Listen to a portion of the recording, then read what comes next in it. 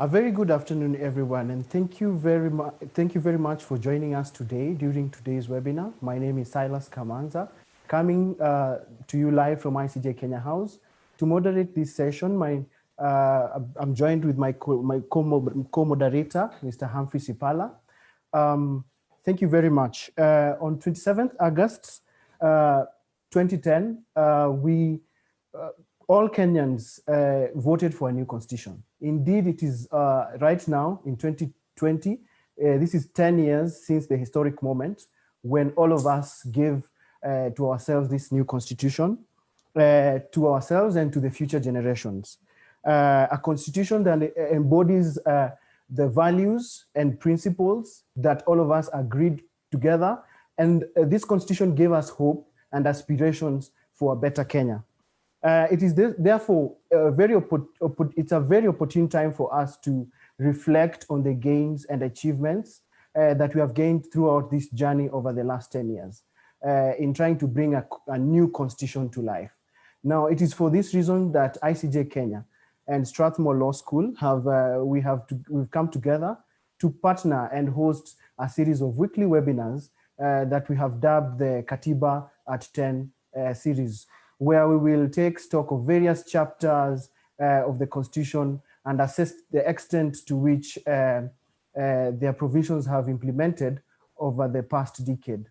So far, we have had 2 successful webinars. For the first one, we discussed on the concept of transformative constitutionalism, which is basically the guiding philosophy of the 2010 Constitution. Last week, we turned our attention to public finance management systems within the new constitution as envisioned under Chapter 12 of the Constitution of Kenya. Now, these discussions have been available on YouTube on the ICJ Kenya channel, and I would urge everyone to come on board to watch them. This week, we want to focus on our deliberations on the devolved government system, which is a major feature of the 2010 Constitution. The devolved system sought to transform Kenya's institutional, political, and governance structures, and fundamentally by dispersing resources, powers, governance structures from the center to the 47 county governments. Now, as we celebrate 10 years on 27th August this year, since the promulgation of the Constitution 2010, it is imperative for us to review the extent of implementation of the system, as well as identify challenges that have been faced. Well, please stay tuned as we tackle these and more questions as we invite you. So we invite you to engage with the panelists on the chat section, on the Q&A section, leave your comments and your questions, and please raise your hand in case you have an issue you'd like to call in during our plenary session. Please also engage us on our social media platforms at ICJ Kenya and at Strathmore University. Over to you, Humphrey Sipala. Thank you, Silas. My name is Humphrey Sipala. It's my honor to introduce our 4 panelists for the day, starting with Dr. Conrad Bosire. He is a governance and devolution expert. He is widely published on devolution matters. He is currently the acting director of the National Council of Administrative Justice. We also have Wanjiru Gikonyo, the founder and national coordinator of the Institute for Social Accountability, and Valerio Giambo, a governance researcher and consultant, having worked with the Commission for the Implementation of the Constitution and has advised the BBI Task Force on Devolution. Finally, we have Professor Kivuta Kibwana, the governor of Makueni County Government and a member of ICJ Kenya. We will have the panelists present in the order that I have introduced them. So without much ado, I probably could switch over to Dr. Bosire. Dr. Bosire, welcome. Open us up with an overview, going back to telling us why do we have a devolved system under the current constitution? What were we trying to achieve when we wanted to dismantle the centralized governance? What is the background and setting with which we came into this on the 27th of August, 2010? Dr. Bosire. Thank you very much, Humphrey and Brian, and also thanks to ICJ Kenya and Strathmore University for putting this together and inviting us to be here. And of course, thank you to my fellow panelists and everyone attending the session, and all of whom I look forward to learning and sharing on the devolution journey that the country embarked on 10 years ago. Maybe I'll just start by stating the main issues that I will touch on as the preliminary discussion that will set the pace for the subsequent discussions during this session. And I have just 4 questions that I want us to reflect on as we get on into this discussion. The first one is, what did the Kenyans seek to achieve? Or what was the vision of Kenyans when we adopted or deliberated and later adopted the devolved system of government in 2010? What did we have in mind?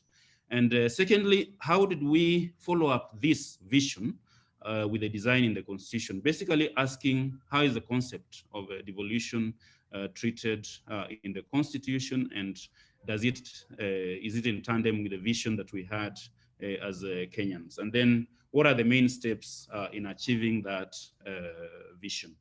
And now that we are talking about 10 years of the constitution, maybe the constitution came in place in 2010, but the first elections that ushered in the first cycle of county governments was in 2013, which means we had some 3 years there of preparing for the devolved system of government, a transition. And of course, after the first generation of county governments came into place, we had a further 3 years up to 2015 to get the counties into place and all that. So the questions which you'll be asking after 10 years, we'll talk about that a bit. So maybe I can start off with the first question. What was Kenyans' expectations or vision as we discussed and finally adopted the devolved system of government? And this is well captured in the history of the constitutional review process. If you look at the final report of the Constitutional Kenya Review Commission, the commission which was chaired by Professor Yashpal Gai on devolution, the answer was very clear. Kenyans have had a centralized system of government ever since the colonial era, ever since the first formal system of government landed in this country. We have had this experience and the problems and challenges that emerge from the centralized system of government. So very simply, the CKRC made it clear that Kenyans would accept any other form of government except a centralized system of government. We may have differed on what form of devolved government we could have, but people were clear that the principle of devolution of powers, the dispersal of powers and resources from the center, had to move from Nairobi to the regions and to other areas for a devolved system of government. And the reasons for this are very clear. There was decline in delivery of local services and development. And these rural access roads for decades and decades were not maintained. Schools, dispensaries, social services at the ground were all abandoned. You may remember well from the local authorities, if you read the history of local government, that the local authorities used to handle all these functions, roads, schools, dispensaries. But in 1969, all these functions were transferred to the national government, and the local authorities were stripped of resources and essential functions which local authorities could relate to. In fact, one of the Kenyan devolution scholars has said that after the transfer of functions and removal of resources, local authorities became irrelevant, and they reached a level where they were neither local nor government. They were just not relating to the developmental and service delivery needs of Kenyans. In the 1990s, there was an attempt to reform the local authorities and revamp them for local service delivery. But these reforms, if you may remember well, we had the LASDAP, the Local Action for Service Delivery and Development, and in 1997, 1998, we had the enactment of the Local Authority Transfers Act. And these reforms were basically meant to re-energize the local authorities. But the review of the implementation of these programs is that the overall state structure and governance structure became an impediment to the revamping of the former local authorities. And This even more convinced the policymakers and Kenyans in general that we needed more fundamental reforms. Also, you may remember, and if you look at the reports, is that Kenyans were fed up of a repressive and unaccountable government, and especially represented through the old provincial administration. You had civil servants who are not accountable to the people and were not responsive to the needs of the people on the ground, and therefore they sought to overhaul the whole structure. There was even a proposal to elect chiefs and local administrators and all that, but this was all with a view of having an accountable system of local government. Then we have a centralized state that fueled ethnic conflict because of the competition to control the presidency and the marginalization and exclusion of communities who are not in control of power at the center. So we had inequitable distribution of resources and state opportunities on the ground. And discrimination and ethnic exclusion was woven into the centralist state that we had before 2010. So Kenyans wanted a more united country characterized by recognition of diversity and protection of minorities and marginalized communities. Also, you may remember at independence, we had a Majimbo system of government, which was supported by a number of communities, and its removal irked a number of communities. If you look at the reports on the constitutional review process, it identifies clearly regions like the Rift Valley and the coastal region all supported Majimbo, and the removal of this, which meant the reversal of powers and resources to the center, also created that craving to alter the system and have a devolved system of government. But although we could not agree on the form, but the principle, as I said, was widely supported. And of course, under development in regions, discrimination in access to resources, all of which I have referred to. Maybe I can talk briefly about how the system is designed to address these challenges. If you look at the Constitution, one thing that one can just conclude is there's a deep treatment of the principle of devolution of powers in the Constitution. First, there's a vertical division of state sovereignty. The power that counties exercise is drawn not from the Ministry of Local Government, as it was the case, but directly from the Constitution, from the popular sovereignty of the state. County boundaries are recognized as internal state boundaries. The concept of distinctness and interdependence of the two levels of government is in the founding and basic provisions of the Constitution.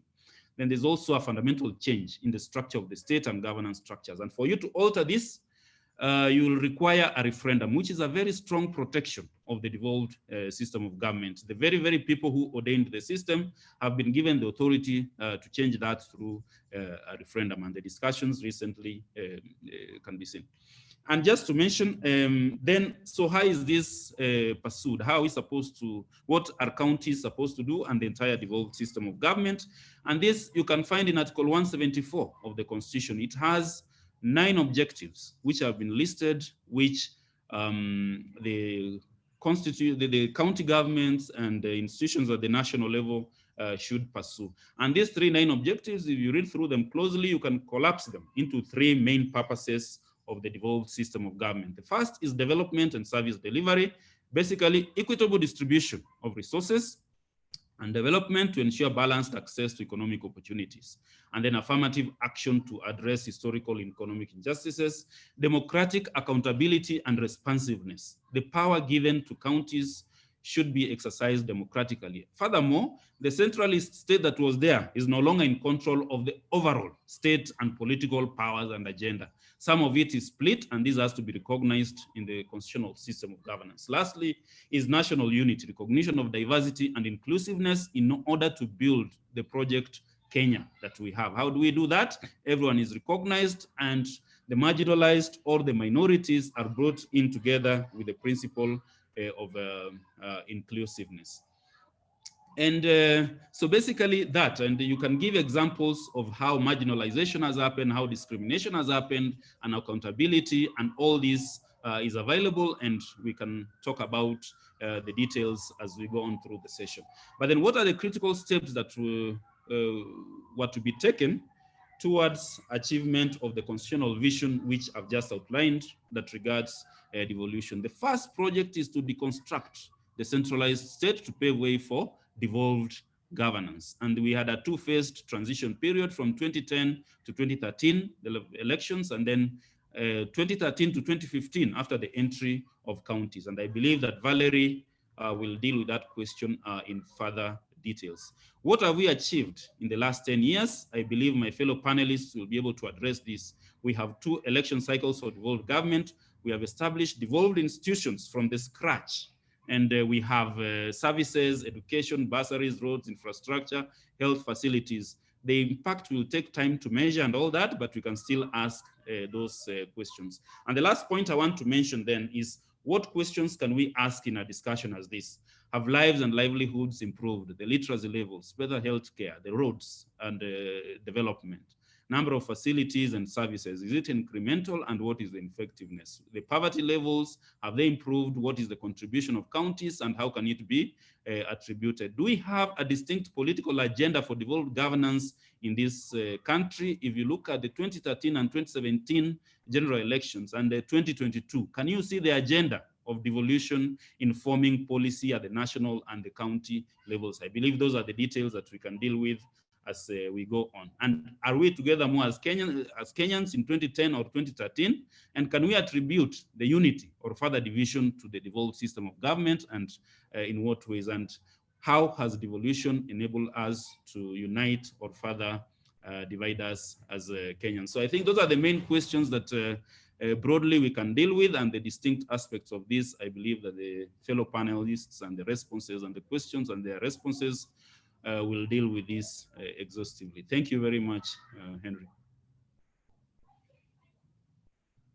Thank you, Dr. Bosire, for your presentation and for its timeliness as well. We're going to a quick response session by Wanjiru Gikonyo. Wanjiru, could you just give us a brief response to the presentation by Dr. Bosire? Thank you so much. And there's one sentence that struck me in his paper, which is the overwhelming support for a devolved system of government was informed by the years of suffering that Kenyans experienced under the centralized system, as a motivation for why Kenyans pursued the devolved system. But then the paper that Dr. Bosire shared with us also goes on to say that the efforts to frustrate devolution are being orchestrated by national and political institutional actors to kill devolution. And I paraphrase that second sentence. And I'd like to just reflect and say that sovereignty is vested in the people, and the institutions of the executive, of parliament, of their judiciary draw their authority from the sovereignty of the people. But in frustrating devolution, they are then violating not just the tenets of devolution, Article 174, but also violating the sovereignty and the authority granted to them by the people. So as we have this conversation, that is the rather somber reality in which, context in which we discuss this and in which devolution is taking place.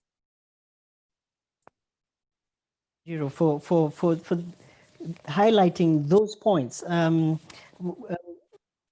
Wondering, just in the same point, as along the same thinking around why they're suffering from the centralized system, one wonders again, Dr. spoke of the centralization that happened in 1969, and the 60s, 70s, and 80s were a time when the political philosophy of nation building and national unity equated national unity with centralization. So probably one of the questions that we may be asking ourselves is, have we come up with a new political philosophy that sees unity in diversity? Is it necessary to rethink that political philosophy if we continue to have a centralized government? Would also be happy to invite questions from our participants. Continue to share with us on social media, and you could raise your hand if you'd like to make a call-in question. We want to be as interactive as possible. I'd like to move to the second presentation, and I'd like to turn it over to Silas. Oh, great. Thank you so much, Humphrey. having had Dr. Bosire's paper and saying that Kenyans wanted a document that would give them hope, but not only to transform the governance system, the political system, but also that will assure them of development and that will assure them better lives, will assure them better education and health. Moving on swiftly to Valerie. Having had Dr. Bosire's paper and his presentation, of course, Kenyans wanted this devolved government first. And one of the very important issues that came out is how are we going to transition to that system of government that is going to give us hope and is going to give us good lives.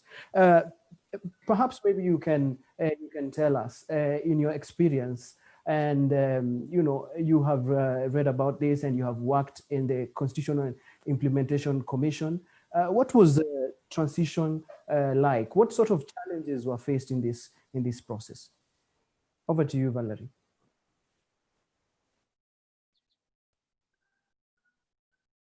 Thank you, Silas, and thank you. I want to extend my gratitude to ICJ Strathmore, my fellow panelists, for taking time to discuss this very important topic.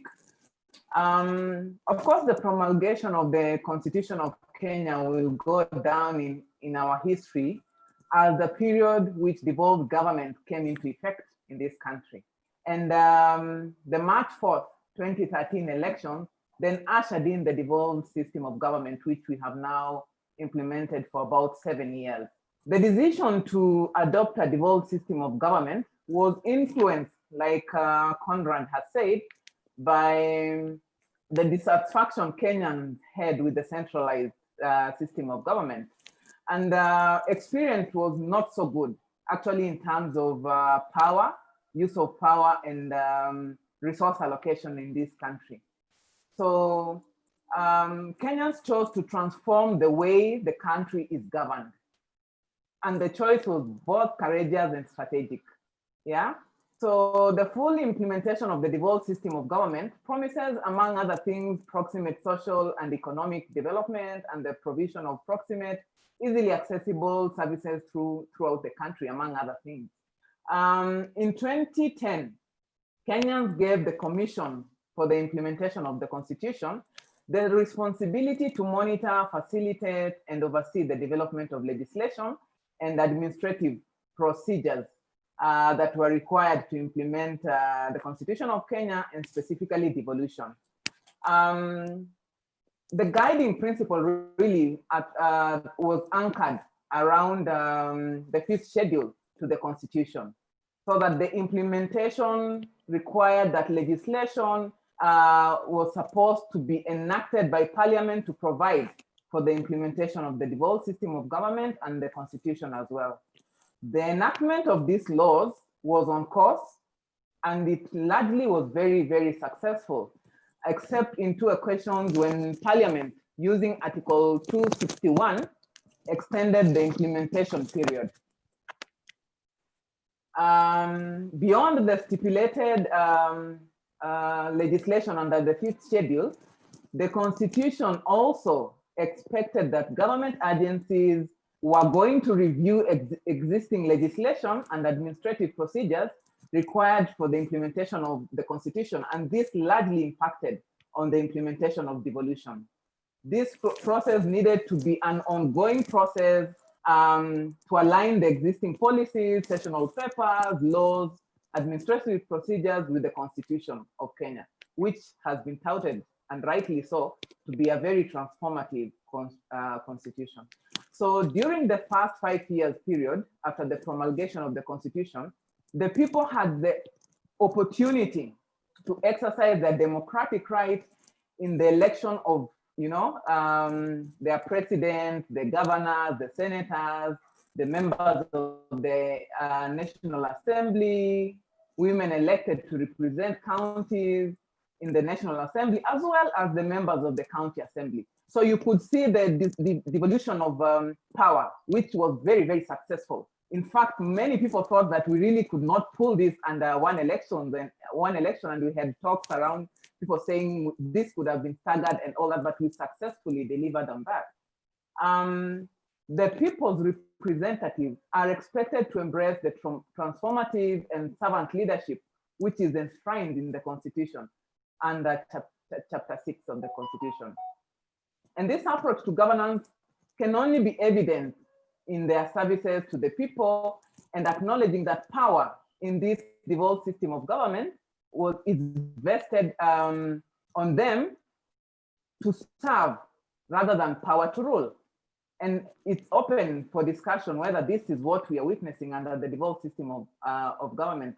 And we need to draw our attention to leaders at both national and county level to the provisions of the Constitution under Article 1, Article 3, Article 10, and Article 73, which actually obligates them to provide a different leadership that is going to actually help us implement devolution and actually deliver the aspiration of Kenyans. These provisions, among other things, recognize the sovereignty, as Shiru has said, of the people of Kenya, the defense for the Constitution of Kenya, the observance and of the national values and principles of governance, and the responsibility of leadership in the country. Now, within its existence, CIC carried out an assessment in the year 2014 and 2015.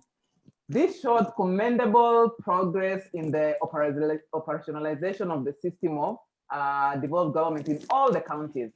And actually Kenyans, for once, felt like they are having a system of government that was responding to their local needs. Counties had put up in place institutional structures. They were continuing with the strengthening of the institutional structures and the systems at both the county executives, at the county executive and at the assembly as well. We also witnessed increased public participation in county planning and infrastructure that had been developed, and some of the infrastructure was also being rehabilitated, which had really improved the livelihoods and increased standard of service delivery to the people. However, despite the achievements that came with devolution in the first year of the implementation of the devolved system of government, there were substantive challenges that were noted even in the first year of transition from the centralized system to the devolved system of government. And this really threatened the effective implementation of devolution. Just to name a few, the functions that had not been defined and that required that they were to be unbundled. And the reason why these functions were to be unbundled was the fact that under the devolved system of government, the Constitution was very explicit in dividing the functions that were to be delivered at the national level and the functions that were going to be delivered at the county level of government. But the challenge was that some of these functions were strategically being retained at the national government. And this was attributed to centralization tendency and lack of goodwill from national government through the ministries and the parastatals that were there. The second challenge was the challenge that has continued to metamorphosize into something that has really threatened devolution, and this is the issue of resource allocation. We have witnessed the fact that year in, year out, we are always having the politics that threaten to impede service delivery because of resource allocation. Now, the Constitution sets three mechanisms, three elements of the mechanism that is supposed to aid in resource allocation. And one of these, the first one is the timeliness of the process, which we witnessed a lot of holdups, and the reasons that are given are always the push and pull, the politics between the institutions that are supposed to do this. The other element that the Constitution really provided for is who decides in the different stages by providing for CRA to bring. Valerie, you're Okay, then there's the role of the National Treasury. Oh my, Valerie, you're breaking up a bit. I think you're having challenges with your connection. The third element. Valerie, are you there? Yes, I can hear you. I think you're facing some challenges with your connection. Quickly, just try and wrap up a bit. Okay, and then we have the issue of how to divide the resource. And so we have continued to face challenges around that, and maybe the discussions would also help us highlight the fact that beyond having the institutions and the judiciary attempt to give an advisory opinion, how do we take this conversation to the people so that we are able to have the people also have their voice heard in terms of resource allocation?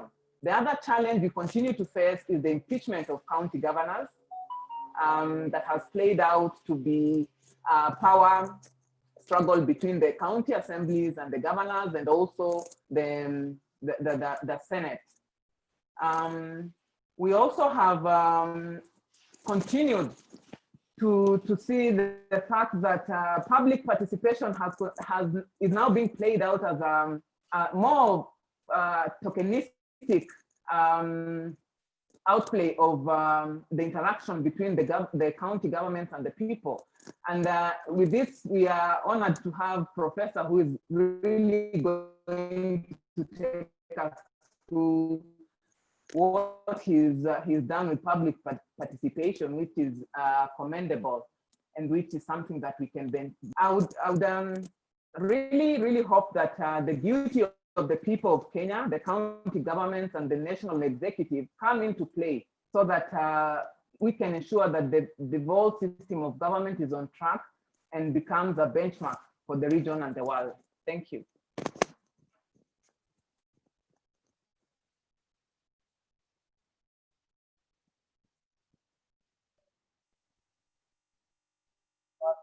But, but for the challenges that we are faced in terms of political and institutional sort of resistance from those who are involved, and also, of course, looking at issues of funding, etc. Moving on, maybe I could hand over to Humphrey, but just before I do that, I would just like to read out a few questions that have been directed to some panelists so that you can think about them as we go. First question has been directed to Dr. Bosire. What constitutional Dr. Bosire by Abdullahi Ali. To Dr. Bosire, what constitutional legitimacy does the Nairobi Metropolitan Service have in surpassing the will of the people in having a devolved system of government? That and putting into context what Valerie has just told us, I think that is a very important question. Thank you so much, Abdullahi. Another question to Wanjiru Gikonyo. The CDF still exists despite already having a devolved system of government. TISA have tried to litigate this, and the dispute is now at the Supreme Court. At the time, we are seeing revenue allocation. What does this mean for the place of devolution now and into the future? Very good questions coming in from the participants there. I will now hand over to my colleague Sipala to move us into the next presentation. Thank you. Thank you, Silas. As we transition from Valerie's presentation, we thought we could get a quick response from Professor Kivusa Kibwana. Prof, you had what we could a rocket transition into government as a Makueni County government. Maybe you could quickly respond to what Valerie has raised as we move on to the next presentation. I think, first of all, I want to thank Strathmore Law and the ICJ for this invitation, and also all my colleagues in this very important discussion. Of course, Valerie did say, and also Conrad, that we have made some milestones in terms of the 2010 Constitution and the place of devolution within it. But if I can say this, that the devolution in the 2010 Constitution is not the devolution that was anticipated by those who are struggling against centralization of power. They were looking for a more robust kind of devolution, very much like that which occurred in 1963 through the first constitution, where you had actually proper regions. You had more resources, you had more authority in terms of the regional assemblies, so that if that devolution had taken root and was not supplanted 1964 and so on, Kenya would definitely have been a more different place. And because, of course, it was called Majimbo, and with time the word Majimbo was kind of given a bad name, and we were told it was division and so on, and not respecting diversity. So we had a problem, because when you look at the 47 counties, strictly speaking, many of these counties, what they really are able to do is to get money most of the times to pay salaries and to do O&M, so that a very small percentage is left for real development. If you look at the revenue that these counties can raise, and you look at the revenue raising provisions, they raise what the district councils or the councils, the county councils then used to raise, which is basically cess, basically trading licenses, basically. And that is why the only counties which can really raise money are like the big ones, like Nairobi, like Mombasa, maybe Nakuru, and so on and so on. So that structurally, the negotiations at Naivasha were such that real devolution was torpedoed by and large. And I'm not saying that there wasn't some of devolution left, which made a difference, because whatever resources now came to the counties, as Valerie has indicated, we began to do things that were not done previously, because the centralization that we had just resources, for the resources that we had before at the national level, and many districts like east of Nairobi, like Eastern Kenya, from Northeastern, from Eastern, from Coast, there wasn't really much happening there. So I think even as we celebrate the 2010 Constitution, and as we celebrate the devolution that it introduced, we need to ask ourselves, is this antidote of centralization that we are looking for? Even before we go to the questions of the clawing back of something that was not what was expected, and which means, therefore, we still have to go back and ask, how can you make devolution in Kenya? How can you really, in terms of the legal provisions, how can you make it the devolution that will have the resources, that will have functions which are supposed to be county functions, remaining as county functions, so that the national government does not always keep on raiding health, raiding agriculture, raiding most of those functions. So I think the discussion is a big discussion, and at least Valerie, who was very much part of the unfolding of the Constitution, the protection of the Constitution, the devolution, the protection of devolution, so that whatever devolution the Constitution said should happen, at least they were trying to protect it, and the courts and so on, civil society, we have tried to protect what is still limited. And so the question for me still is, how do we make devolution a norm in the country through the Constitution, through laws, through practice, through a culture, so that we can go, ahead, like places where there is true devolution, and maybe an example in South Africa, an example in Nigeria, to some extent, I think Ethiopia, and elsewhere, where devolution really is a reality and it drives the development of countries and takes them forward, and there is equity, there is the respect of minorities, diversity, and so on and so forth. But this is really a very important conversation. For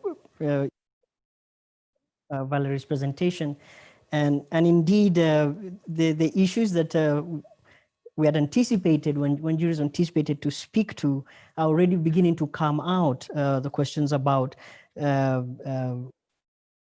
satisfactory the devolution system has been, questions around the Constituency Development Fund. There's actually already a question for you, Wanjiru, but we'll have you speak first to your points and to your question. Thank you very much, Humphrey, Silas. Thanks so much to ICJ and Strathmore for this conversation building up to Katiba Day. And this should be a national holiday for Kenyans so that we can reinforce to ourselves that we support our constitution, bearing in mind the issues that Prof has raised about the gaps. So I'll focus my points around the Senate, because there were a number of questions raised to me, and I'll also touch on the CDF issue. But I'll start from where Conrad kicked us off, which is, and I think the point to remember is we are trying to move from centralized power into devolved power, and there's a structure that was created that has run into serious headwinds.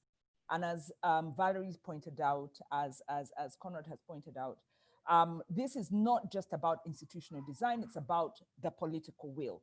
And this political will came into play in Naivasha when the negotiations were going on, as Prof has told us, in terms of weakening the structure of devolution in the Constitution, and it has continued to play out. And so even as we have this conversation, the bigger question we have to ask ourselves is, how do we tame the interests around centralizing power? Because the interests around centralizing have to do with money. Devolution of authority is really about money. Who makes decisions about your tax, about your expenditure? Who decides? How transparent? How accountable? Where does the money go? Those are the questions. And under our constitution, sovereignty is vested in the people. And if you look at the principles of devolution, service delivery is supposed to be, take place at the lowest level. And people are supposed to have self-governance. And it's great to have Professor Kibuda here, because Makueni has an example of that village governance. We have this also, some other counties, maybe 2 or 3, have some sort of level, but the Makueni structure is the most robust. And that's what it's supposed to be. The power is supposed to be at the village governance level, where decisions are made and there's accountability. Now, this is not the case. And what are the opportunities that Senate could have taken, could have addressed to ensure this happens. Because the paper that Conrad prepared to inform this conversation identifies that there are constitutional gaps facing the Senate. The Senate, some of the weaknesses are, have to do with there is no direct linkage between the Senate and the counties in terms of representation, in terms of delegation. So, so senators really get to the Senate really on their own mandate, and they get there and they're thinking about their next election, or, oh, I should have run for governor. I'm not comfortable here as a senator. And so their mind is not focused on reporting back and representing the counties faithfully because of that disconnect linked with our constitutional, our political culture, which is very much winner takes all, very self-serving political culture, which isn't sustainable. Again, Senate doesn't have veto power, even in its primary mandate, which has to do with the division of revenue, sharing of revenue. Senate doesn't have this veto power. Article 6.2 anticipates negotiation, cooperation, and consultation. And we've seen the evidence of this really, not working. Last year, counties went almost 3 months without their money because of a standoff over division of revenue. We right now have another standoff over the sharing of revenue. So the Senate, yes, would have more powers, and this was diluted during the constitution making process. It's by design, really. It's an aspect of centrism. So, but what are the opportunities? Despite these weaknesses, of course, Senate does have its authority. And what are the opportunities that it overlooked that needed to have been paid attention to? And I think one of the first is decentralization. A lot of counties have not decentralized beyond the county level.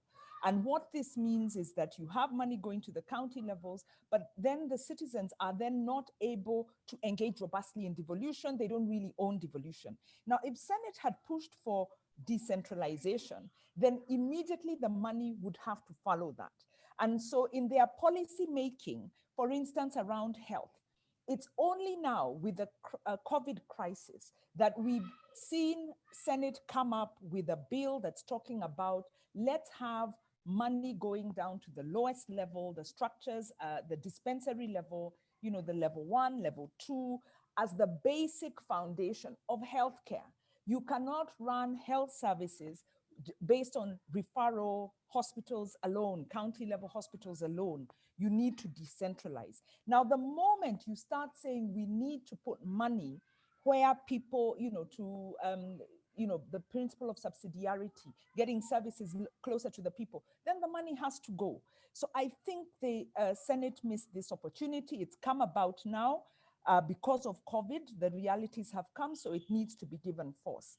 I think the other argument that Senate missed when they are doing the division of revenue, when they are also, we are seeing this in the sharing of revenue, is they don't have powers over the national budget per se, but in their discourse, they have allowed the national government to get away with things that have then come back to bite them.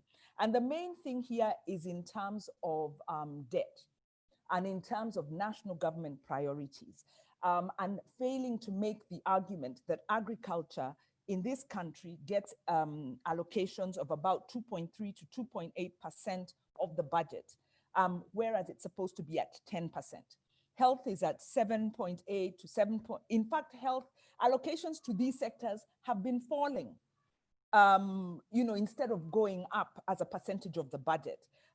Health is at around 7.7% instead of 15%. And that is why when COVID comes, we can't respond. Our food situation is dire. We are not investing in food.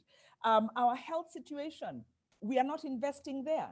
So these are arguments that I feel Senate should have made instead of just focusing on the formula, because Senate will then pay a lot of attention in terms of which county gets what, but then they are ignoring that the lion's share of the money is staying at the national level. And if they had done the policy work, worked closer with CRA, taken this conversation to the ground, we'd have been able to push back. And maybe now is the time that we need to do that. Then on oversight, again, we saw Senate take a very political type of oversight, where oversight now is summoning governors. And you know, in some of these cases, it was almost direct, almost campaigning, where you see a senator is really going for a governor, and then the next election you saw this particular senator has gone for that seat. So this kind of you know, personalizing oversight, political interest has really undermined opportunities. What are the opportunities for oversight? Number one, County Budget Economic Forum. This is a structure created in law to give citizen oversight over the budget. Number two, audit committees. Counties are supposed to set up audit committees. They have not been setting them up. They're supposed to have internal audit mechanisms. They haven't been setting these up. They're supposed to produce quarterly implementation reports, which are the basis of oversight, reporting. They haven't been doing this. So there are some basic things that needed to have happened that Senate should have been focusing on, instead of really getting into a space where they were doing too much politics around oversight. And as a consequence, a lot of counties have gotten away with really violations, lots of violations of the public finance. Then Senate did not push for a decentralization policy. So we have a lot of conflicting ad hoc policy, including some coming from the Senate themselves. So they didn't push for a policy to bring an understanding of minds between the counties and the national government, where they say, this is how we will manage this particular service. So that was an oversight. And then lastly, on CDF, the Senate did not you know, take on the CDF. Instead, actually, they took the model of the CDF and they wanted to create a similar fund. When that didn't work, they then went for the county boards, which were deemed illegal, I think even unconstitutional by the courts. They then now went for a Senate oversight fund. In the meantime, they allowed the Affirmative Action Fund, which is an equivalent women's fund for the women's rep. So CDF, I keep saying CDF has multiplied itself. It has babies. There's the CDF and there's other funds that look like CDF. So CDF is a problem. The courts already ruled. CDF becomes a problem because, one, it's drawn from the national share. So there's an incentive for the national government to retain a larger share of the revenue so that they can have a bigger CDF, or vice versa. But then more to the point is, at implementation level, CDF then goes and is being implemented at a level of governance that is not recognized in the Constitution, apart from the issue of separation of powers, which the court has pronounced itself on. And the last point, I think, linked to the CDF is, some of the good things about CDF are that they seek to create these project management committees and such, you know, public participation structures. These structures should be created under the county government. And CDF should then be a fund that goes into public participation structures created under the county government. And again, CDF creates, gives, you know, there's national government functions which also have to be decentralized. And CDF also has an opportunity to go into those structures, which is the county education boards, community policing, and these other things that haven't been implemented. So I think the biggest failure in my mind of Senate, and this is ideological in terms of embracing constitution, devolution as being power to the people, is the failure to operationalize the decentralization and the participatory structures that would give people a say to hold their leaders to account. And this is the biggest problem we deal with, the issue of political accountability and the interests at the center. You know, this is 11 years on. we are still facing the same problem that brought us here. Things are a little bit better, but the fundamental culture, political culture that we sought to unroot is still with us. And that's what we have to figure out. How do we deal with this? Thank you. Thank you so much, Wanjiru, for raising those issues. We're getting excellent feedback from the participants. Would like to give an opportunity to some of our participants to call in and ask their questions directly to the panelists. So to Henry Gishana and Abdullahi, I think we'll start with Abdullahi first, then Henry. Please remember to yourself and tell us to your question and then go ahead briefly, please. Go ahead, Abdullahi. Hello, can you hear me? Okay. Well, I had posed this question. First, this is excellent engagement from all the panelists. So thank you so much. So one question that I had that Silas mentioned in passing, and I want to reiterate it, and it's to Dr. Busire. As a concerned Kenyan citizen, when I see the Nairobi Metropolitan Service, two things come to mind. Number one, what does this mean for devolution, right? As Kenyans, we pass this devolved system of governance, like you have all said. So if the NMS can come in and take over, right, and just essentially surpass the will of the people, that's the first thing I want you to address. On the second aspect is the militarization is something that I have a problem with. Why the military, right? I mean, the other day we saw General Mohammed Badi saying that a huge press conference, we have gotten back public land that was grabbed, right? And now we ask ourselves, you look at the guys there were around 10, 15 military people, all in uniform, right? What does that say for this democratized constitution that we wanted to have, where power was to the people? Yeah, so if I'd like to keep it brief, so thank you so much.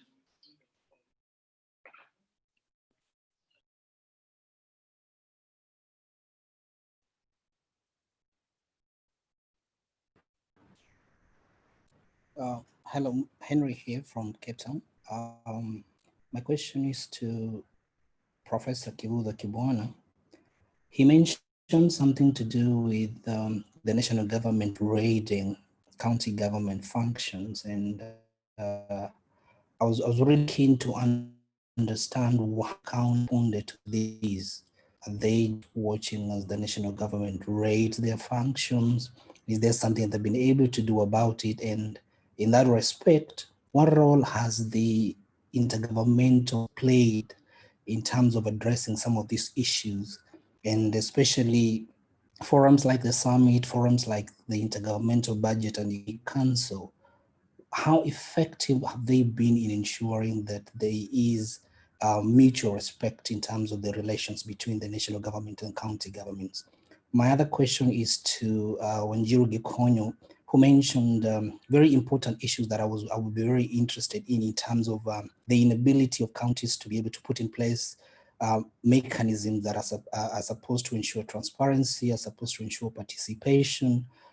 I'm just curious to know, well, I would be interested to hear what Professor Kibwana has to say about what the position is in respect to his county, but respectively to Wanjiru Gikonyo and the civil society, my question really has been what has to do in terms of ensuring that they put these counties to account in ensuring that if measures were supposed to be put in place, and audit mechanisms and participatory processes, and ensuring that information is accessible to the public, what has the civil society done in terms of ensuring count?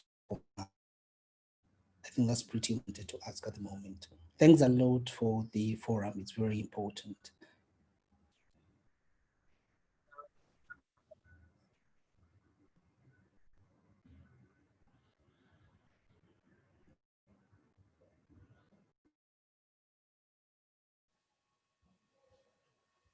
Evans, are you there? Please keep it brief. I didn't hear you, but now I can hear you. Is it me to go? We can hear you. Thank you. Mine is to Professor Kipvuta. Good to have him here. Professor, this, let me call it mongrel of an animal called the National Government Coordination Arm, which is basically the colonial apparatus carried forward by successive African Kenyan administrations. How is it being sustained within the devolution framework? Because for me, it is a constitutional gray animal in the sense that it purports to largely perform security functions that are constitutionally assigned to other organs. And through this particular grouping, the executive has managed to keep alive the state of old, consistently undermining devolution. Thank you.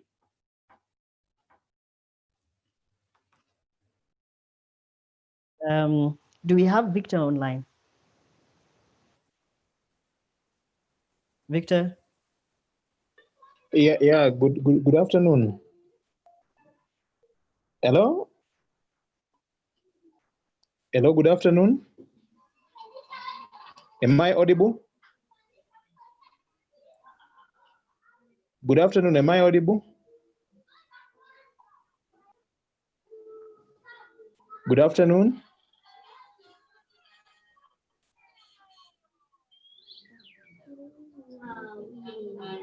Good afternoon. Yeah. We can hear you. All right.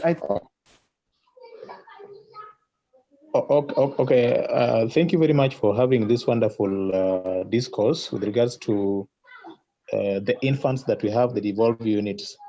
One of the critical things that made Kenyans to vote in this constitution in 2010 was decentralization of functions and resources. Unfortunately, during the defunct transition authority, there were some gray areas that I think were not well taken into consideration.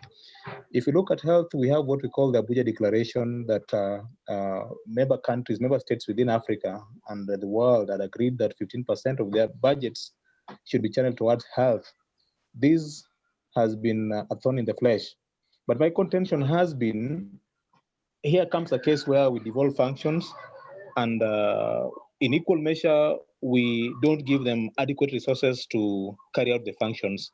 So where do we place common mwananchi? Because Professor Kipvuta Kibwana would bear me witness that whenever they go for public gatherings, meet the people, what comes across majorly is people want to see physical things happening, structures being built. They want to see devolution working. And in respect to this, that hasn't been there in some of the counties. Secondly, there's a provision for 0.5% of the national revenue that goes to countries which were marginalized. I've not been keen enough to follow on how this has been implemented. Maybe Dr. Conrad Bosire and the rest of the panelists can maybe shed more light on this. Thank you. I think I will allow Dr. Bosire to quickly and briefly comment just on Wanjiru's presentation. Okay, thank you very much, Henry, and to the presentation earlier by Shiro.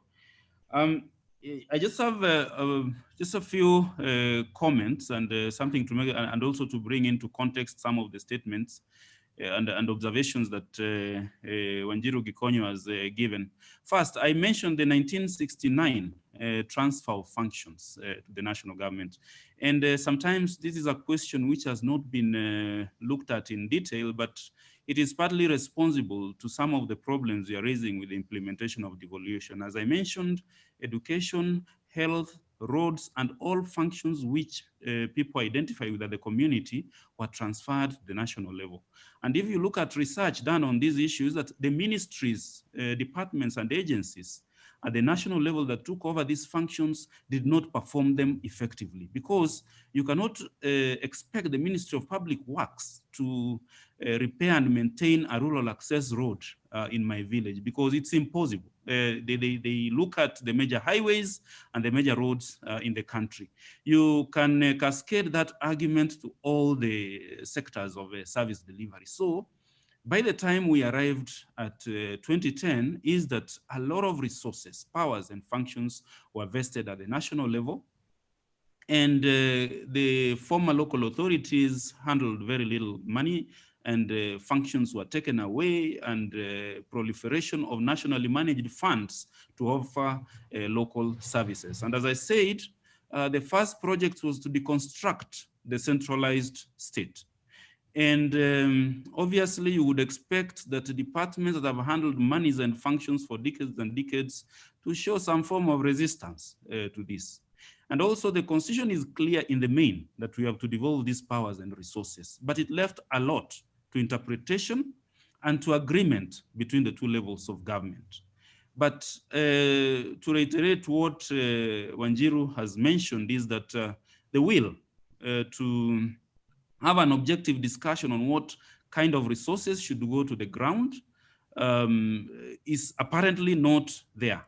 There is a research that has been done by the International Budget Partnership, looking at the expenditure in the water ministry of the national level vis-a-vis the budgets of counties. And if you look at the figures, the expenditure at the national level vis-a-vis the budget in the water sector in the counties, you can just say that the national level, the Ministry of Water overruns. You find the counties have a few millions to spend on water projects, but you have the ministry and the water sector agencies at the national level with billions. And therefore you wonder the local planning, what impact it has if the national level continues performing these functions. And these are critical questions which were not answered in the transition. Valerie mentioned the concurrency of functions. Right now, counties are not completely clear on the extent of their functions, and the national government is not completely clear on the extent of their functions. And the history is that most of these monies have been allocated at the national level. And from where I stand and following the debates, it is not very clear. In 2017, we adopted a national policy on devolution, but if you look at it, it's so hollow, it doesn't address the critical questions regarding national government functions and the county government functions. And I hope that this debate will at some point pick traction so that we answer the critical questions which we missed during the transition period. So I think very briefly, that is what I can comment on the implementation.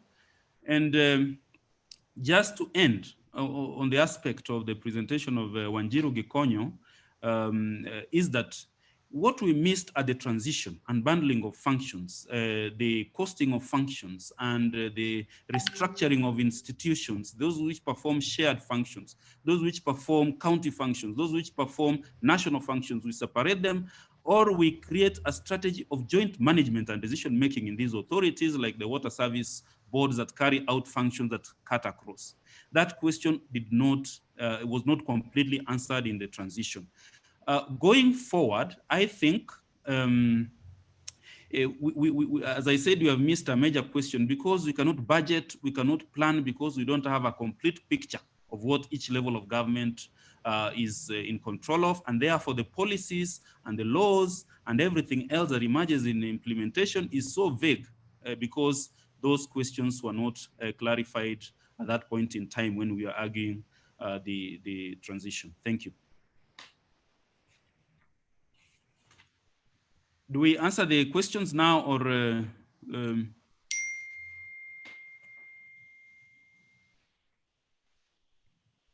there were questions that were posed to the panelists? Are they for later, or we deal with them now? Tari? Yes.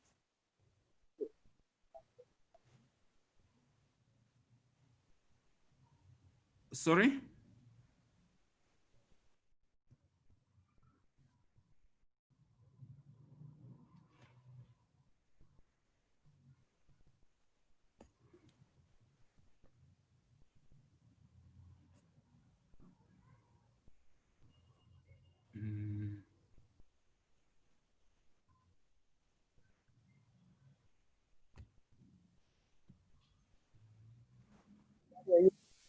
Yes, I can't hear you, moderators.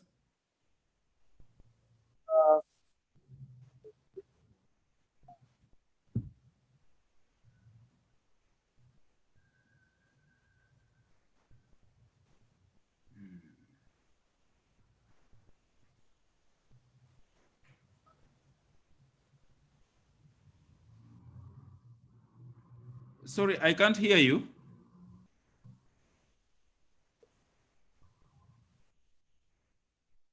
So,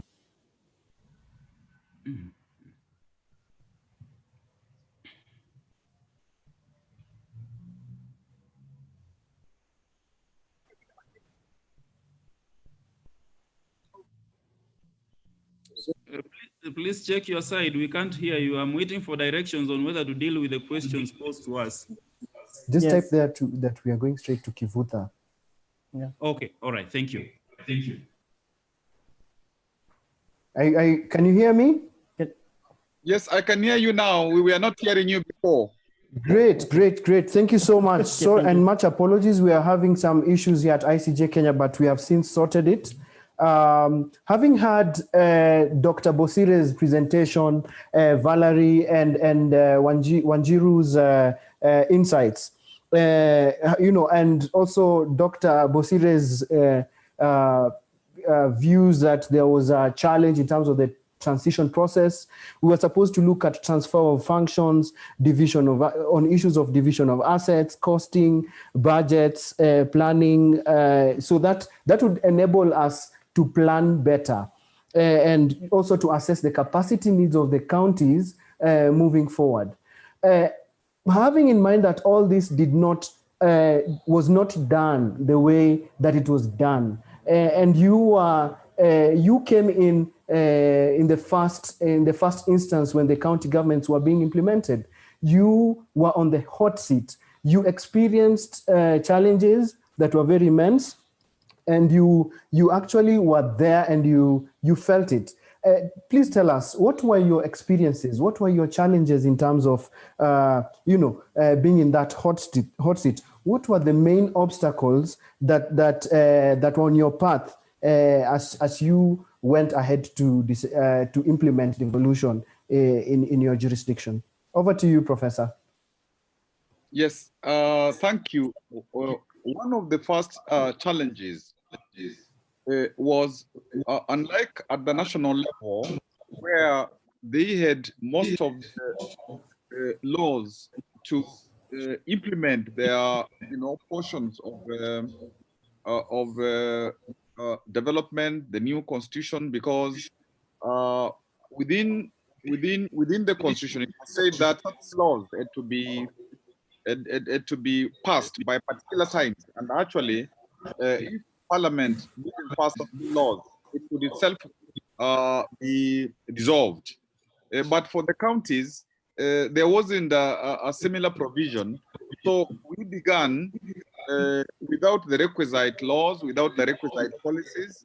So there wasn't, apart from the County Governments Act, we didn't have most of the laws, and most of the that did not occur through the constitution for the county government. So you began in a situation where you were more or less on your own. You had to do that kind of foundation. And actually, one other problem that maybe we in this conversation we have not emphasized is the fact that you have the counties operating without, the requisite policy, without the requisite laws.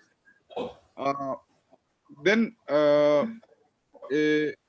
we also came into position when the county assemblies, when the county executives, when we didn't really know what we were supposed to do. So it was trial and error.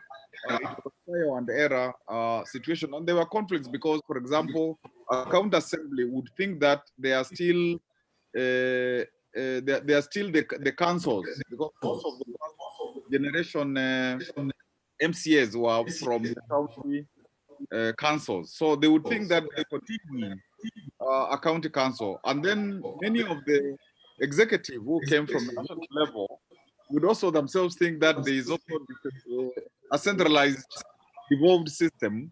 And that is why the point that has been made about devolving to the very low levels, that was also an issue. So that many of us thought that now you are at the center in the county, and therefore many of the things need to be done from the headquarters.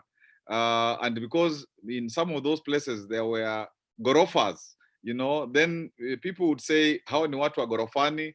Those are the county executive from the from the high rise, and then the grassroots is people at the village level who are not getting services, and that was an issue.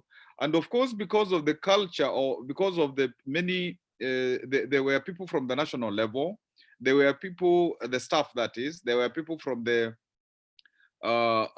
local authorities, there were new people employed by the counties. So to get those three groups to gel so that you could begin to have a civil service of all of us, that was a major problem. And as we have said, by and by, again, you had this situation of, you have a lot of staff, your wage bill is very high.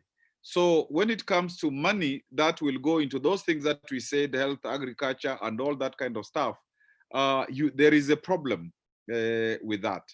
Then I think something that also for us began to really undermine devolution was the senators, the MPs, they feel that they belong to the national level. They are not really there to facilitate the county level. So that there are two systems, so to speak. And that again, even up to today, and the point was made about the role of Senate by Wanjiru, you have that situation where it is not clear to both the people working at the counties, the people who are from those counties but working at the national level, that you must work together so that there is a synergy. You know, that was a major problem. Of course, the question of corruption, because like when in my first term, the county assembly said, we have come from the center and people at the center eat. Now we also deserve to eat at the county level. And I said, no, we came here to facilitate these resources, as the constitution says, to our people. And so when actually I said, I can't do this, I'd rather not even be in a county government if I've come here to just plunder. This is when we had this struggle of impeachment. And by the way, my impeachment up to today has not been, it is still, it was never concluded. But I hope, you know, I think the new county assembly does not want to pursue it. But we had those serious issues of even at the county level, people thinking that we have come here to use the resources to ourselves, to give ourselves the tenders, to do that kind of stuff. And even I remember having problems with civic education, because I was told, why do you have to do civic education? You know, it's not necessary. Why do you want the people to know too much? Why do you want to do that? And the budget was slashed. I was told that let us build dispensaries, let us do that. And even up to today, one of the problems of development at the county level is people are asking for structures without knowing that even if you build like a fruit factory, you build like a green grams factory and all that, if you don't have the software to run those things, or if you don't have software from your people in terms of public participation and ownership of what you're doing down there, it still won't work. So those were some of the initial problems, up to the extent that as we are trying to lay the foundation for devolution at that level, you realize that people are actually centralizing devolution, so to speak, and they want the elite at the county to become like the elite at the headquarters at the national level. And it is a question of a constitution which gives devolution, the people's sovereignty, but our mindset is still a centralized mindset, even at the devolution level. And I think in this conversation, we have discussed a lot of the things that are still not right with devolution, and even some of the things that I'm saying being at the devolved level, which still create problems. For example, a lot of laws now are still being made for us by the national level. There isn't adequate consultation. The laws are made. Many laws are undermining devolution. We even go to courts as the Council of Governors. And one of the questions was, when functions are being taken away and there is all that, what do you do? We in the summit, we talk about these things. In our COG, we talk about them. We have gone to court repeatedly when we are not receiving funds, when functions are being taken away, resources are being kept at the center, and even when sometimes we get court judgments, they are not necessarily obeyed. Even when the funds are not coming, like now, many counties have not paid June salaries. We haven't paid July salaries. And of course, we know there's a difficult situation currently. But even as we are battling COVID, you have problems because the staff are saying we need to pay our mortgages and so on and so forth. So I'm not saying that there isn't important things that have happened, because some of the resources which have come and have been used prudently have made differences in terms of infrastructure, places where there were no hospitals, no theaters, and so on. A lot of work has happened, but a lot can be achieved through devolution if we do it right, and if actually devolution is also a project of the national level, so that if you are leading at the national level, you see devolution at the counties and its success there is contributing to your success at the national level, and really beginning to accept that culture, so that the centralization, so that you can do procurement at the central level and all that, we abandon that. And so there is a framework for devolution which needs to be strengthened, as I conclude, which needs to be strengthened even through the existing constitution, because like resources, you can make it more than 15%. There is nothing to say you can't. And even the 85% which is left at the national level, it is the national level which decides what to do. And many times you are not able to say, what about also equity in terms of distribution of that 85%? And I think just quickly, the question of the provincial administration, we get challenges because you have provincial administration doing one thing at the county administration is trying to do another thing. Sometimes there isn't cooperation, and there is a problem, because when the National Coordination Act was done, it was supposed to, as the Constitution had said, that the provincial administration system it was going to be streamlined, so that there aren't two antagonistic administrations, so to speak. So that's still work which is to be completed, so that there is better, synergy. So I think I've taken a bit of time. Accountability. I think we need even new paradigms of accountability, not just for counties, of course, national level too, but there are the county budget committee, there's the audit committee, internal audit, as Wanjiru, said, the quarterly implementation.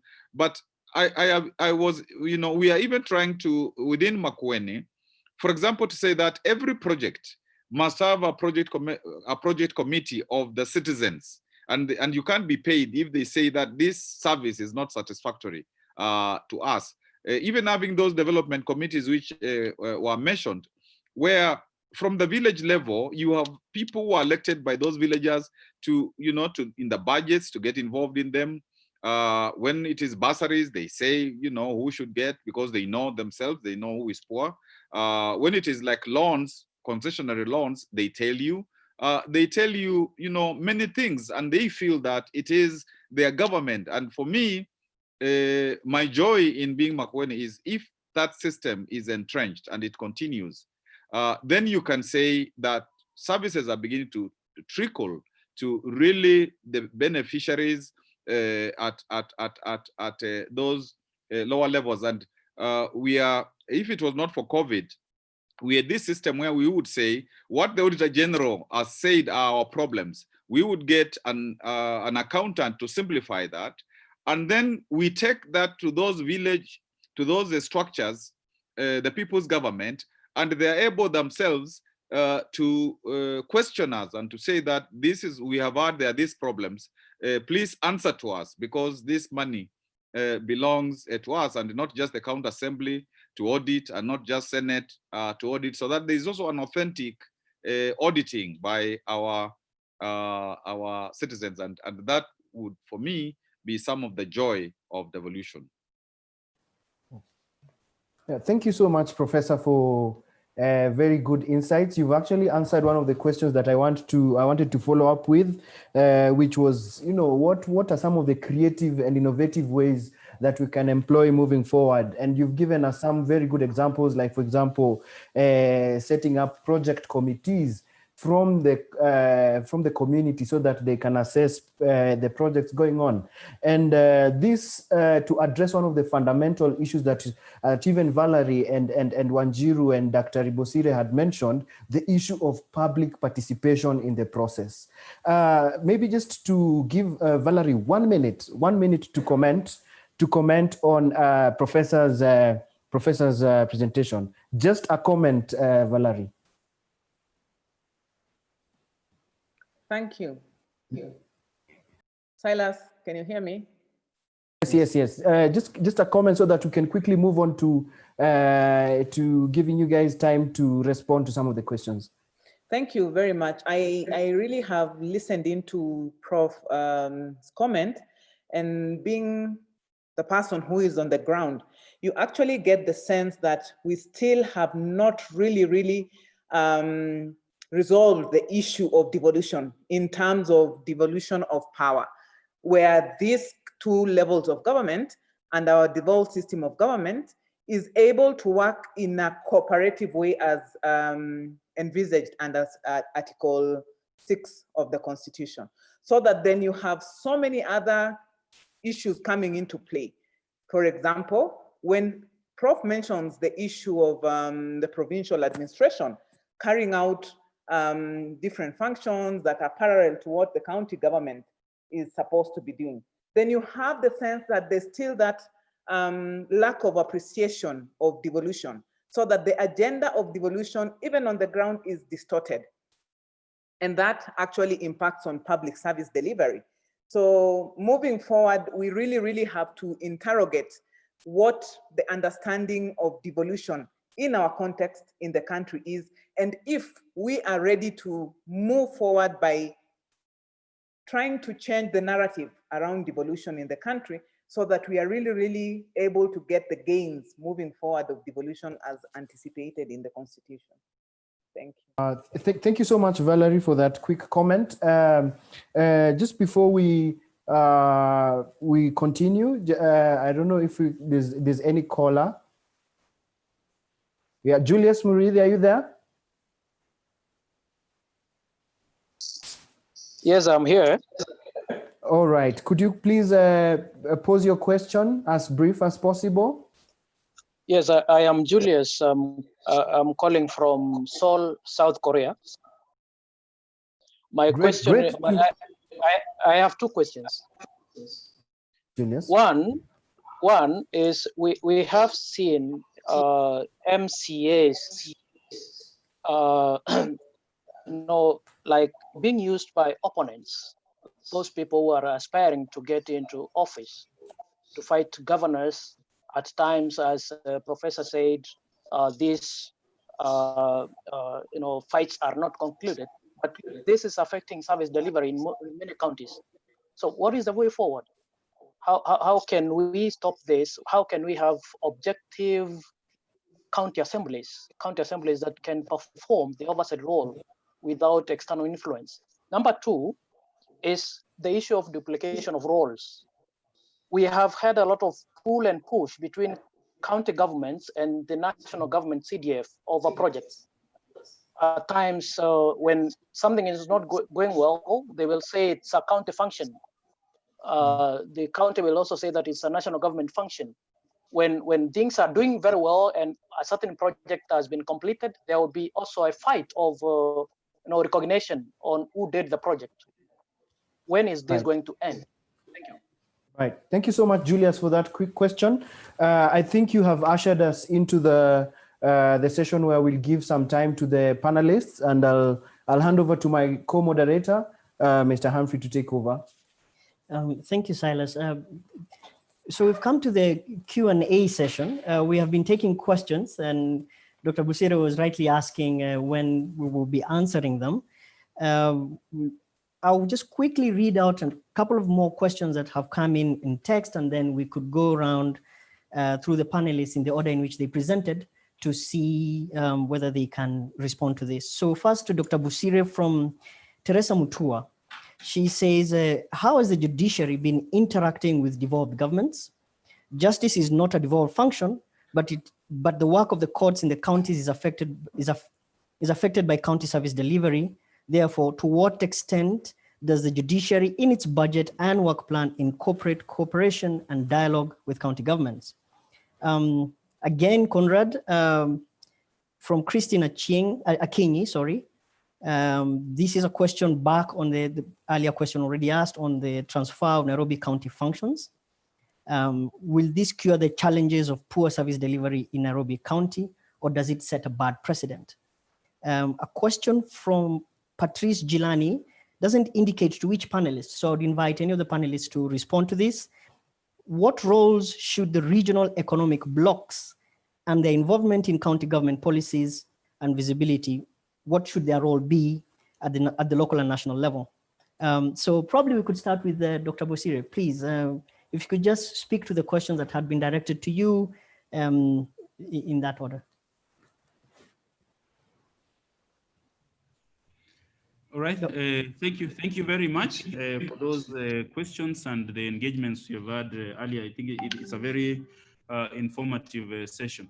Maybe I will just start with the first question that was posed. Is the NMS or the Nairobi Metropolitan Service unconstitutional? And as you all know, this is a matter that is before the courts of law, and therefore I will not address direct questions which are before the courts.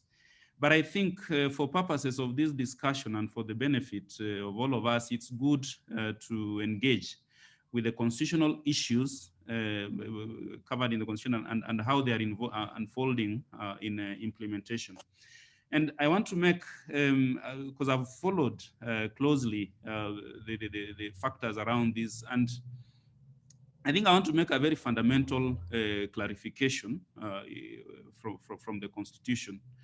The national government has very direct roles and distinct roles to play in the overall county governance. This, and maybe if I can just mention three of them for our benefit. One is that it has a constitutional mandate to support the capacity of counties to perform their functions. Secondly, where counties are unable to undertake those functions, it has a further duty to intervene within certain parameters provided for in the Constitution and in the law, and ensure that counties are back on their feet, or in a specific county to take up and perform its role. Thirdly, where it is an extreme situation, a county can actually be suspended and fresh elections undertaken thereafter so as to restore the situation. And these three things are provided, the three processes are provided very distinctly, and the circumstances of intervention are also very clearly laid out in the Constitution and the enabling laws. The inability of a county to perform a certain function invites the interests of the national government. But that interest has to be managed carefully. You do not take over the functions of a county that is unable to perform its functions. You support the county and develop its capacity. Transfer of functions from a county to the national government and vice versa is premised on the understanding that a county is able to perform those functions. And you're only transferring for more effectiveness, for more efficiency, and for parameters like it's the national level that is able to do that. Maybe I can give an example, maybe tax administration. If the KRA can do that better at the national level, then you can transfer those functions. Once a county is unable to perform a function, then it is unable to transfer those functions. What should kick in is the constitutional provisions that require support and capacity building for that function. So therefore, I know these are provisions which are general, but if you look at the Constitution and comparative practice on the role that the national government plays in assisting devolved units, and also from the South African system where we have borrowed these provisions, it's important that we clarify that, because it gets fudged in a practice. And I think on the question of the NMS, that is the farthest I can go. We have clear constitutional avenues of addressing issues regarding the Constitution. On the question by Teresa Mutua regarding the judiciary and devolution, I can comment on this a bit because I have the benefit of the information in this regard. It's right, the judiciary is not one, or judicial power is not devolved or shared between the national and county levels. But having said that, the role of the judiciary, as has been observed in the question, is that it is indispensable. And indeed, there are 3 or 4 areas that I can just mention here. The first is that the counties make laws and legislation to enforce their powers under the Schedule 4 of the Constitution. And in this case, sometimes the interpretation and application of those powers requires judicial enforcement. So in some of the counties, and I know that there are ongoing discussions between the judiciary and the counties, is that there is county courts that facilitate the enforcement of some of the county legislation. So in terms of human and financial resources planning of the judiciary, this is factored in. And the county courts, for instance, the most established is the Nairobi City Court, which transitioned even from the previous constitution, and this is ongoing.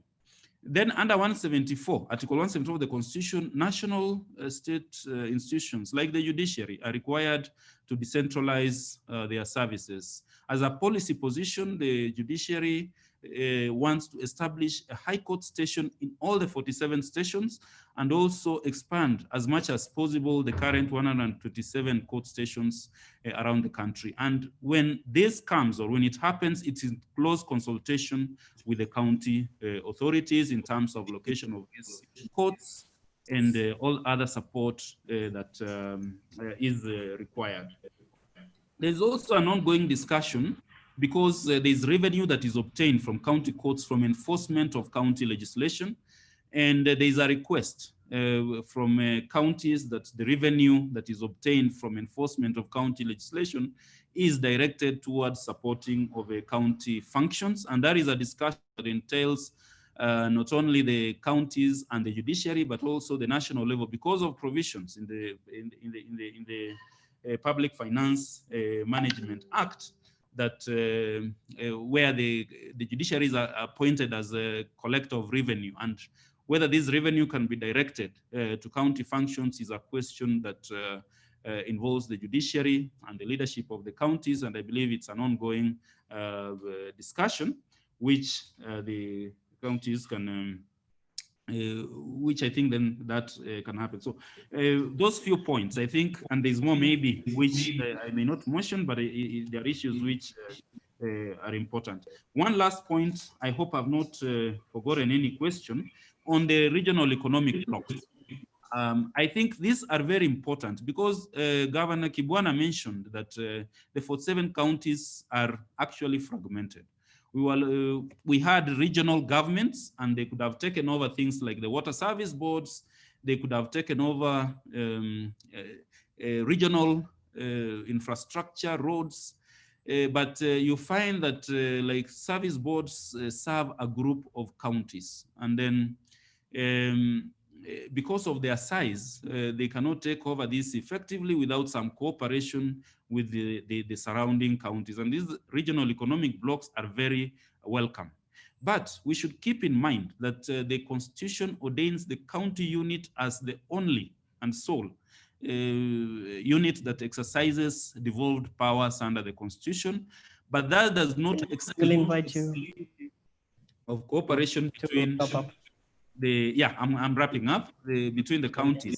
So therefore, they can use the cooperation agreements to run some of these things and work through the regional economic bloc. So I think it's an important one, and it amplifies the aspect of cooperation between counties. Thank you very much. Thank you so much, Dr. Busire. Sorry for winding you up on that. It's been a fascinating set of questions. They still keep coming in.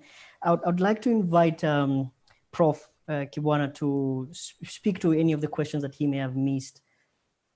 I think when I was in my comments, I answered the question on provincial administration and also what we do when the national government tries to roll back on our functions. And the question on regional economic blocks has been answered by Conrad.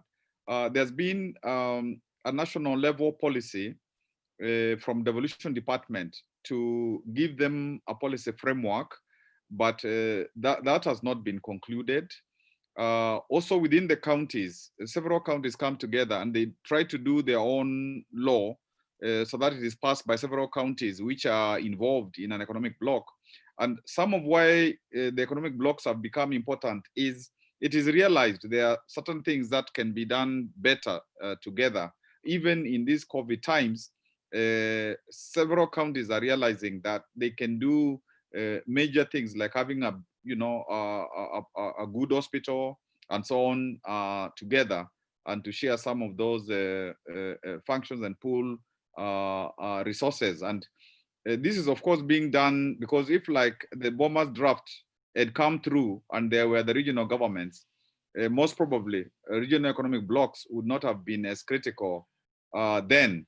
But we have realized, and I think we have about 7 of them now, we have realized that there are certain things that the small counties can't do alone, and it is better to pull together and achieve those bigger development projects. I have to run to another meeting which was starting at 4, and I'm really very grateful for having shared this opportunity with the ICJ, with the Strathmore Law, and with these very eminent panelists.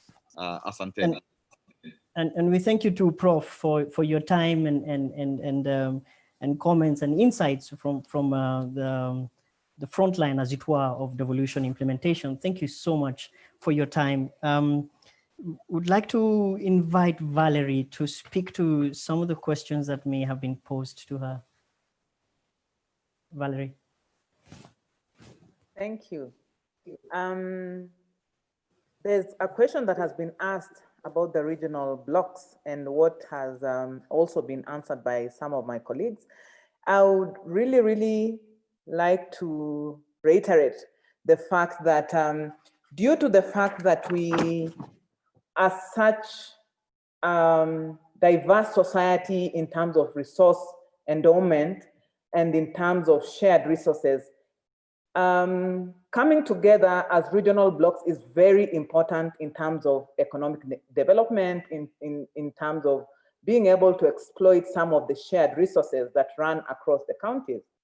But just as the Prof had mentioned, we really have fallen into a fragmented kind of governance system whereby county governments have sort of isolated themselves. And in that regard, the isolation has encouraged a lot of re-centralization tendencies at the county level, which is not going to actually address the principle and the desire for devolution in this country.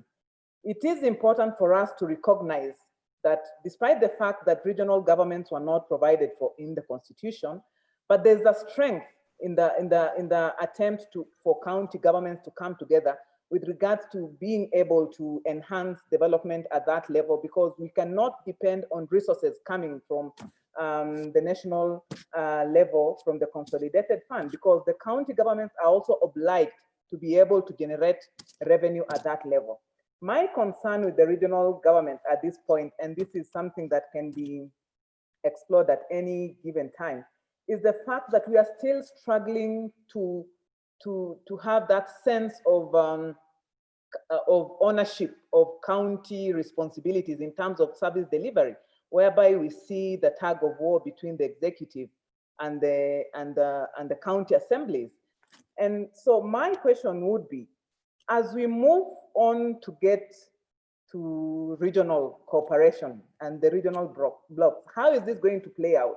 And we're going to have a scenario where it is more chaotic than what we are seeing at the county level of government as a single entity. It is important moving forward, and Prof has spoken to it, that the COG and the county governments are trying to come up with a framework to really support the issue of regional blocks. It is important that really the legislation, first of all, conforms to the Constitution and respects the Article 6 on the distinctiveness of the levels of government and each government, so that moving forward, there's that aspect of consultation and cooperation that is enhanced for the benefit of the devolved system of government. If I may indulge you, Valerie, a bit, to probably, would you have a comment on the question on the transfer of functions, piggybacking on the point of regional governments and tug of war between the national and county governments over functions? Would you have a comment on the Nairobi County takeover? Yes, the Nairobi County takeover is a sensitive issue, and is a matter that is before court, so that our comments on the matter should also not look like we are going ahead of what is already happening. Like Conrad said, the transfer of functions is actually well provided for in the Constitution, because the backbone of our devolved system of government is actually well catered for in the fourth schedule of the Constitution, where powers and competencies have been explicitly shared between the two levels of government. And the Constitution also anticipates that functions can actually be transferred to another level of government for proper execution. But in that regard, there's also a well-structured process of that transfer in the Intergovernmental Relations Act that really was not what informed the transfer of functions of Nairobi County. So that moving forward, it would be very, very important for us to make sure that the constitutional and legal process is followed with regards to transfer of functions, to avoid a situation where we begin to now claw back on the expectations and the issues of consultation and cooperation between two levels of government in regard to any issue, including the transfer of functions. Thank you so much, Valerie. And finally, to Wanjiru, to wrap us up, any responses to the questions that you may have been directed to you? Yes, in fact, I'll pick one question, which is, what is civil society doing? And I'll try and also maybe just weave in one or two other themes. And I like this question very much because the moment it was asked, I thought, well, who is civil society? I think we have this idea that civil society are registered in non-governmental organizations that must fight for the people of Kenya. And what is evident is that, that's not the case. We now have, we have associations. Today, of course, yesterday, I think beginning on Sunday, we saw the action of the NMS against the traders at the market in Dagreti, I believe it is, where they're using GSU to go and collect what used to be cess, this daily kind of tax on traders. And so, immediately, as we are crafting our response and our intervention, I thought, where's the association that represents these people? They should be talking. There was a bill under discussion just 2-3 weeks ago on the subject of developing a revenue framework. And we gave our inputs on that, pointing out the legal challenges, pointing out the need for public participation, but also this is a COVID period. How does government then use GSU to force traders who've been home, as far as we know, to then pay this tax? They should be cushioned. They should be getting free access to water or very subsidized water. So, civil society is not just registered groups. And I think is we have portrayed to Kenya that we are going to solve, that we are here to save this problem, that the salvation will come either from our political leaders, who are a large part of the problem, or from civil society. And we haven't put enough emphasis on citizens. So when we are talking about change of mindset, it's not just our political leaders who need to change their mindset, it's the citizens as well. Because sovereignty is vested in the people, Article 1, Article 3, we all have a duty to defend and uphold the Constitution. So we need to move from this culture of waiting for solutions to activism. And as civil society, I think we need to really work with Kenyans to let them know there's not going to be a salvation. We have a constitution that's very progressive. It's being undermined. The state is captured. The president has signed an agreement that is unconstitutional. GSU are being put, whatever we are seeing is very undermines our basic rights and undermines the constitution. So in this case, it's up to the citizen to change the way we engage. And we need to embrace activism. We need to embrace nonviolent protest. We need to educate ourselves. We need to get out. I was very proud on Sabasaba because, we are seeing citizens waking up and saying it's enough. We are done with this police brutality. And so you heard on the streets, on social media, voices that are not traditional civil society. Kenyans need to get angry. If we don't defend our space, nobody gives up power willingly. And our leaders, our constitution took power that was being misused by our political leaders and sought to give that to citizens and to decentralized governments.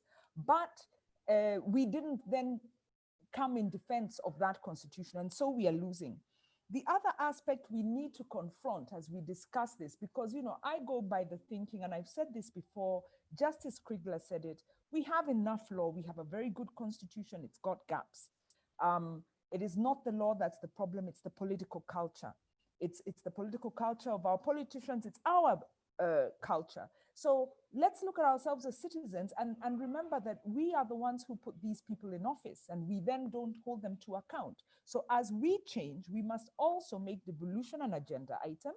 As Dr. Bosire was saying, devolution needs to be an election item. We need to ask our MCA, what have you done for us? Where is the MCA in Dagreti? Dagreti North. There's 5 MCAs actually in Dagreti North. Why are they up in arms when their people are being, subjected to GSU? So we need to hold our political leaders to account. So we need to recall those who don't work. We need to elect people who serve us, and we need to hold them to account. So I would say, as civil society, where we missed the ball is we haven't dealt enough with this issue of political culture.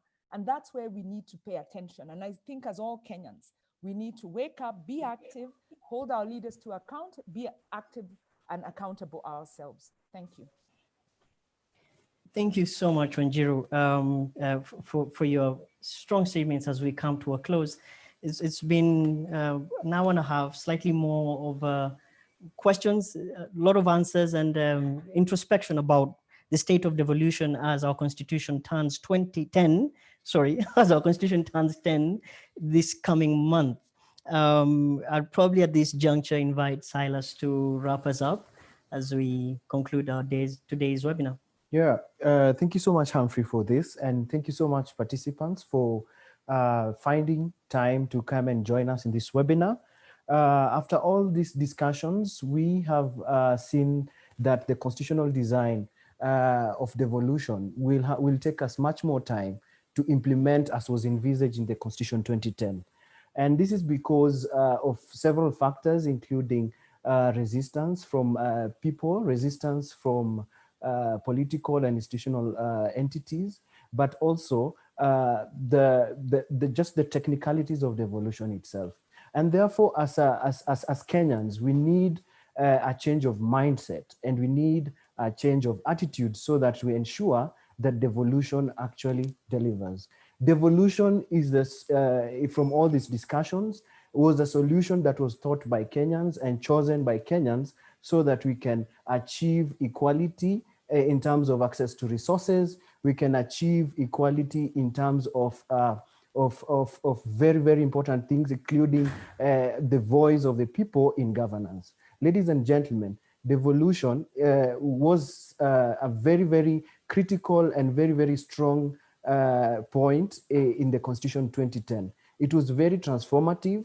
It sought to change our structures in terms of politics, in terms of governance, etc. And so therefore, according to Chapter 11 and Article 174 and 175 of the Constitution, let us all work together and strive for devolution as we thought. Because the devolution actually brought participation by the people and the will of the people on the table.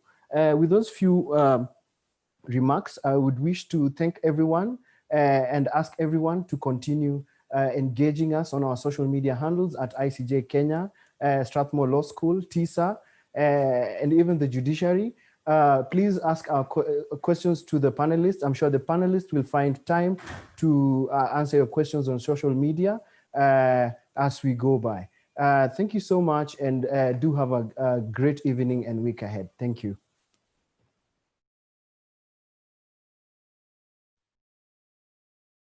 As we close, I would like to just remind you that next week, the next webinar next week is going to be inequality. As we close this session, it is important for us to agree that equality was another issue, a very, very important issue, transformative issue in the Constitution 2010. So next week, here again at ICJ Kenya House, we are going to stream live. We are going to have several eminent panelists who are going to discuss these issues. So keep tuned in. Thank you.